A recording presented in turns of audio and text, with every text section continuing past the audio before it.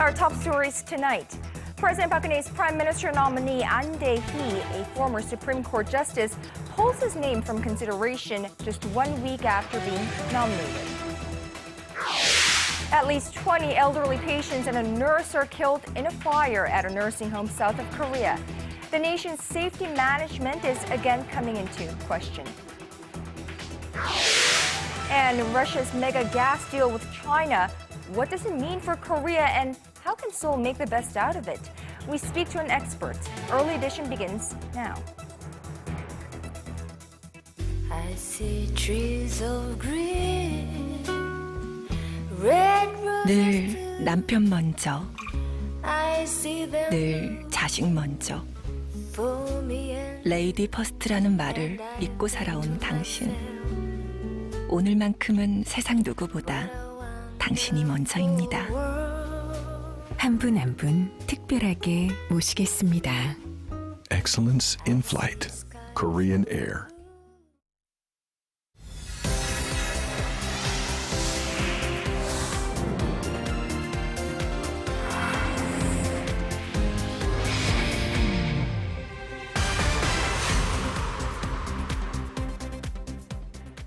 It's 5 a.m. in New York, 4 p.m. in Bangkok, and 6 on Wednesday, the 28th of May here in Seoul. Hello, this is Early Edition at 6, live from Seoul. I'm Moon Geon-young. And I'm Daniel Chen. Thank you for joining us.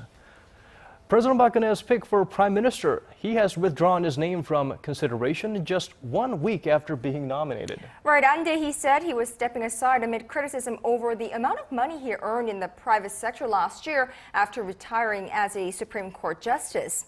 At a press conference less than an hour ago, Ahn said his nomination would only stand to burden the Park administration. Now, Ahn's withdrawal comes just 6 days after President Park tapped him to be her new prime minister, citing his principles and integrity, saying they would help him successfully carry out the much-needed reforms in the public sector and the government.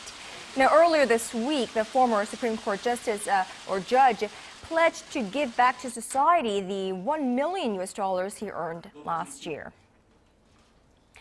Well, government restructuring and new appointments, all of these come in line with President Park Geun-hye's pledge to push ahead with reforms in the aftermath of the Seoul ferry disaster.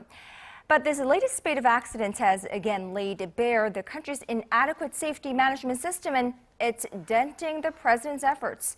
Our correspondent Choi Sun has more. The sinking of the Seoul ferry on April 16th and the government's insufficient management of the accident forced many to think about problems and ill practices within the Korean society. 이번 참사로 우리는 고귀한 생명을 너무나 많이 잃었습니다. 그 희생이 헛되지 않도록 대한민국의 개혁과 대변혁을 반드시 만들어가는 것이 남은 우리들의 의무라고 생각합니다. On Tuesday, President Park emphasized the need to increase efficiency and responsibility within the government by appointing a new deputy prime minister to look after areas outside the economy and security. At a cabinet meeting Tuesday, the president said alongside the current deputy prime minister and finance minister and the head of the National Security Office, the new deputy prime minister should be given the task of overseeing the remaining issues mainly related to education, society, and culture. Officials at the presidential office say the new system reflects the president transferring more responsibilities to the executive branch, with the prime minister in charge of law and order, public sector reforms, and public safety, and his deputies in charge of other areas. The Ministry of Security and Public Administration, which came under fire for its lax response to the recent ferry accident, will have its safety and personnel management roles transferred to new ministries under the prime minister's office. And it's anticipated the president will carry out major reshuffles within the cabinet and the presidential office after the June 4th local elections. However, with news of other safety-related accidents causing dozens of deaths this week, it's doubtful whether the president's reform measures will help assuage public anger at the government. Choi Yu-sun, Arirang News. Well, despite those efforts, the nation's safety management system has once again come into question as Korea woke up to news of yet another horrible accident this morning. At least 21 people have been killed in a fire at a nursing home in southern Korea. The blaze broke out shortly after midnight at the Changsung Hospital in Jeollanam-do province. Our Kim Hyun-bin with the details. Most of the victims were in their 70s, as the hospital specializes in taking care of senior citizens with chronic health conditions. 7 people are still receiving medical treatment, but the number of dead is likely to rise, as 6 are said to be in serious condition. Firefighters say the blaze was brought under control within half an hour, but many died or were affected from inhaling smoke and toxic gases. Police have taken an 81-year-old male dementia patient into custody on charges of arson. Officers say they have surveillance camera footage of the suspect, identified only by his last name Kim, going in and out of the room 2 minutes before the fire was ignited in the room. The hospital, which had claimed an electrical short sparked the fire, is suspected of having only 3 nurses on the night shift for the ward. They were taking care of some 80 elderly stroke and dementia patients who would have needed help escaping. Because the lack of medical staff on duty may have contributed to the high death toll, authorities are investigating whether the hospital broke the law by not having enough staff on standby. It was one of the 3 major fires in the country Wednesday. Just hours after the hospital blaze, a 71-year-old man started a fire with highly flammable liquid inside a subway car in Seoul. There were no injured reported. The suspect reportedly confessed to police of starting the fire and said he was trying to commit suicide. Kim Hyun-bin, Arirang News. Now, despite marathon negotiations at the National Assembly over launching a parliamentary probe into last month's Seoul ferry disaster, the rival parties remain at odds over a number of critical issues. The talks began Tuesday with the ruling Saenuri Party and opposition parties divided on the method and timing of the investigation. The families of victims attended the negotiations and said they will stay until agreements are made. They also warned politicians not to use the accident for political purposes. 16 victims remain unaccounted for and no bodies have been found since last week. And to speed up efforts, the families of the missing have agreed to let authorities cut into the 4th floor of the sunken vessel. And things building up to the big local elections, the opinion polls with just about 1 week to go before local elections here in Korea, they show the ruling party trailing in key races nationwide. But the party still enjoys a level of support in 2 central Korean provinces where its candidates are in tight election battles against their more liberal opponents. Our Ji Myung-gil has more. Korea's 2 Chungcheongdo provinces are not just in the center of Korea geographically, they also tend to be a litmus test for overall election results. It's why the leadership of Korea's 2 biggest political parties spent the first day of campaigning last week on the stump for local candidates in the 2 central provinces. And it's an especially important region for the ruling Saenuri Party for the elections this time round. Whereas public anger over last month's Seoul ferry accident has had a notable impact negatively on ruling party candidates in Seoul and its surrounding areas, that sentiment hasn't quite extended to the 2 Chungcheongdo provinces. According to recent opinion polls conducted by ACE Research, the main opposition and ruling party candidates for governor are in neck-and-neck races there. Moreover, nearly a third of the region's voters are still undecided. And the Saenuri Party is faring far better in the races for mayor of 2 main Chungcheong cities of Daejeon and Sejong City. With the ruling Saenuri Party badly trailing in the vitally important races in the capital and nearby Incheon City, the 2 Chungcheongdo provinces represent its best hope for a victory in the June 4th local elections. Ji Myung-gil, Arirang News. We move our focus outside of Korea for now. U.S. President Barack Obama will remove all troops from Afghanistan by 2016, starting with reducing the troop presence there to just 9,800 and an end to the U.S. combat mission at the close of 2014. The move will mark the first time in Mr. Obama's presidency that the U.S. has not had an active combat mission in a foreign country. Here's our Hwang Ji-hye with more.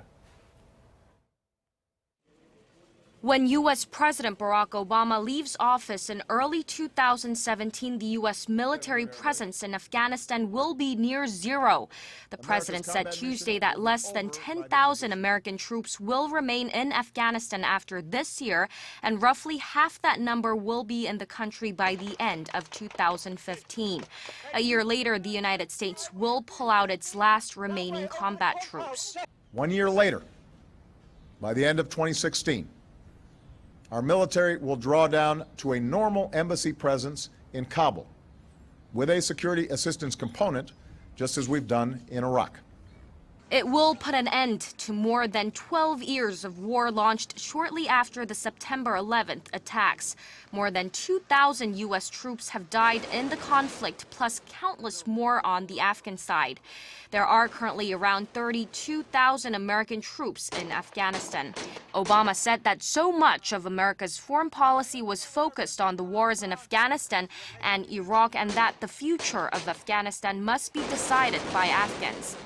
Yet this is how wars end in the 21st century. Not through signing ceremonies, but through decisive blows against our adversaries, transitions to elected governments.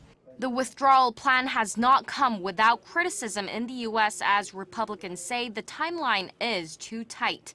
Hwang Ji-hye, Arirang News.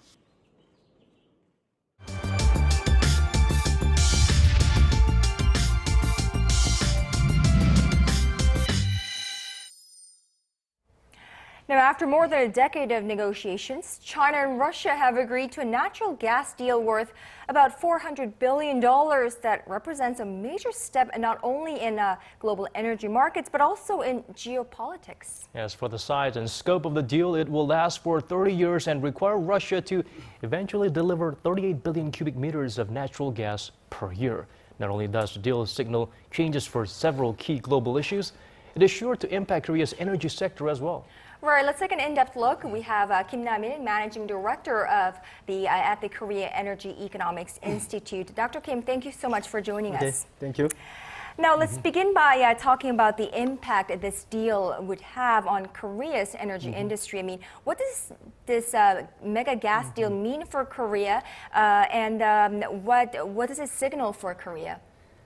As you said, Russia and China reportedly agreed to gas deal after 10 years of negotiation. Recently, Russia has been under political pressure because of a crisis in Ukraine. I think this situation helped China be in a better position to the gas deal. Regarding impact on Korea, I think it's kind of good news for South Korea. The deal has significant implications on Korea's gas perspective because China and Korea is within the same regional gas market boundary. I want to talk more about it later, particularly on the future gas price. Okay, Dr. Kim. Now, experts are putting out some huge benefits for neighboring Asian economies. So what kind of benefits exactly are we talking about? If the estimated gas price of this agreement becomes a new reference price, I think it would be helpful for Korea and Japan to negotiate with gas supply countries such as Middle East, Australia, Canada, or United States for future gas import. Indeed, the gas prices in Northeast Asia is much higher than in North America or Europe, which is called Asian gas premium. This deal may help to resolve the gas price premium. Now, South Korea is also in talks with Russia with regards to a gas pipeline running from its Sakhalin Island fields to South Korea via North Korea. Now, in your view, do we see this Moscow-Beijing deal having an impact or affecting the Seoul-Moscow deal in any way, really? I think it's a good point. The South-North Russian pipeline issue is very important. But these days, the global gas market runs through sufficient supply thanks to shale gas revolution in North America. And given Korea's long-term forecast for gas supply and demand, and the secured contracted long-term gas volume, it is not an urgent matter to import Russian gas through North Korea. So the South-North Russia gas pipeline issue for a while may be in a wait-and-see mode, I believe. Well, the Russian gas pipe runs through it. We're talking about the pipe running very close to port city of Incheon in Korea. How should Seoul leverage this deal, both in a geopolitical sense and economic sense?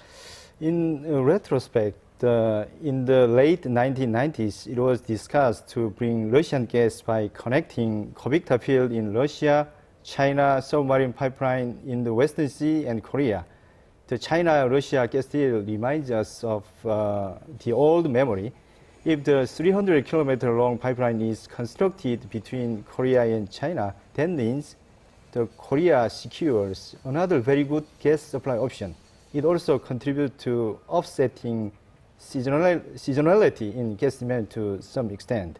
So Korea needs to collaborate and cooperate actively with China and Russian government, I think.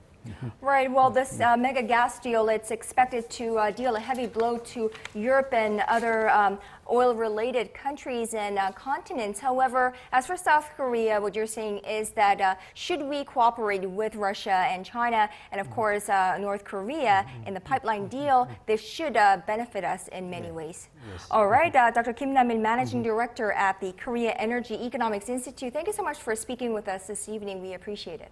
Okay. Thank you.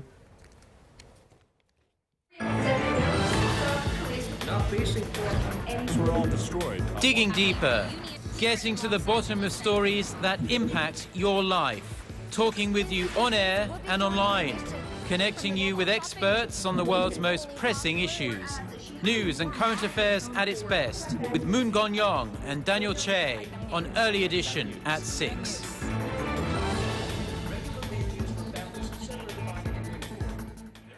The Korean economy remained on a recovery path in April and May, although spending slowed down as last month's ferry accident dampened consumer sentiment.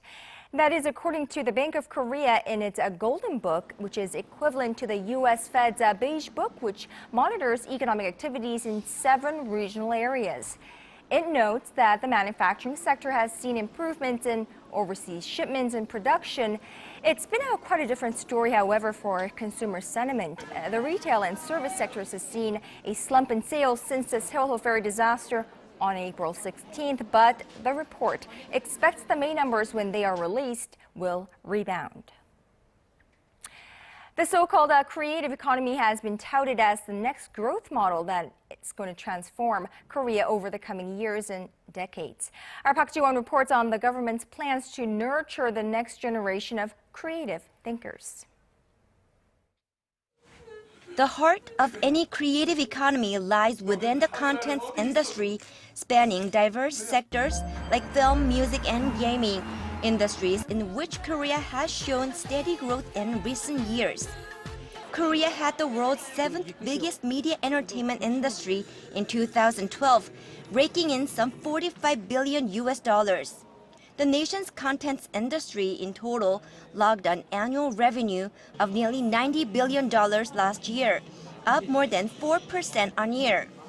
Zeroing in on its great potential for growth, the government aims to increase its annual revenue further to nearly $120 billion by 2017. That means revenue would have to increase by more than 7% every year for the next couple of years. To achieve the goal, the government has unveiled diverse measures to encourage the nation's young pioneers with creative minds. As one of many efforts, the government will expand the amount of investment funds jointly raised by the private and public for small and mid-sized content businesses to $1.6 billion by 2016. Opening up of the first Content Korea Lab, a free public center equipped with diverse facilities like recording studios and video editing rooms, is also one of the efforts to stimulate the nation's creativity. Content Korea Lab is where anyone with creative ideas can gather and fuse their minds with others to initiate new projects. The Cultural Ministry plans to open 10 more centers nationwide by 2017 to act as hubs for inspiring and cultivating even greater creativity for the future. The ministry also aims to pursue balanced growth between the strong sectors like broadcasting, gaming, and films, and relatively weak ones like the music, musical, and animation sectors. Park Ji-won, Arirang News. Part of President Park Geun-hye's vision for improving inter-Korean relations includes establishing a peace park within the demilitarized zone dividing the North and South. Experts from all around the world gathered in Seoul on this Wednesday to discuss the proposal, not just from a positive point of view, but also the obstacles it faces in getting off the ground. Our Shin Se-min was there. It is with this vision in mind that I hope to work toward an international park inside the DMZ. During her speech to U.S. Congress in 2013, President Park outlined her plan to create a peace park within Korea's heavily fortified demilitarized zone. The area is a visible reminder of the division of the two Koreas, but experts say the peace park could be a step forward to bringing them back together. A group of experts gathered at a symposium in Seoul Wednesday to discuss practical ways to begin the Peace Park project. Participating German experts spoke from experiences with their German Greenbelt, a strip of land on the former inner German border that has since been turned into a landmark similar to what many envisioned the DMZ Peace Park could become. The German participants said the DMZ project would emerge as a channel in bridging the two Koreas diplomatically. To move closer to a peaceful unification and to preserve the ecosystem in the zone, experts say both Koreas need to be on the same page and take part in the project. And that is a challenge. Hans Schadl, a political science professor at Yonsei University, said the project will be met with difficulties without the full cooperation of the two Koreas, the public, and the international community. The South Korean initiative still has some work to do in terms of figuring out how to convince the U.S. and North Korea that a DMZ peace park will not be destabilizing, that the DMZ peace park would not trigger further conflict. Shin Se-min, Arirang News. We move on to a different story now. Drive around any major city in Korea these days and you'll be able to notice a lot more Audis, BMWs and Volkswagens than you would have even a few years ago. This is because more and more Korean consumers are buying imported cars. The Korea Automobile Manufacturers Association said Wednesday that over 75,000 cars worth over $2.5 billion were imported into Korea in the first 4 months of the year. In terms of volume, this is up 54% from the same period last year. The number of imported cars registered last month also set a record at 16,000. Analysts forecast imported cars to make up 15% of the Korean market this year. That's up from 12.7% back in 2013. In the tech realm, the newest flagship smartphone by Korean tech giant LG Electronics hits the shelves in 100 countries, starting here in Korea. The next generation G3 has a larger screen than its predecessor at 5.5 inches and a Quad HD display with 2 times better resolution.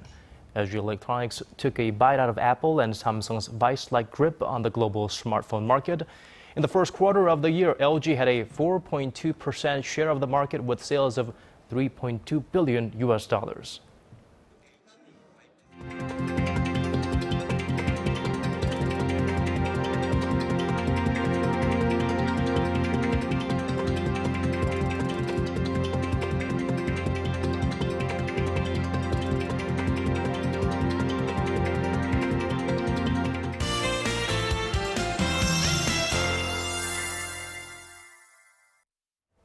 You know, I think I can say with confidence that it was one hot day here in the nation's capital, and the air quality wasn't too great either. So let's get a check on the weather conditions by turning to our Michelle Park at the Weather Center. Michelle, how long are we going to have this yellow dust? Well, first of all, good evening. And the yellow dust is blanketing the nation for a 4th straight day today, and it looks like it'll stick around tomorrow as well. Well, we can feel it, but we would like to have some digits there. Can you give us some of that, Michelle? Well, as of now, the fine dust level in Seoul has reached nearly 200 micrograms, and in the southern regions, it's around 150 micrograms, which are the levels that are about 3 to 4 times higher than the averages.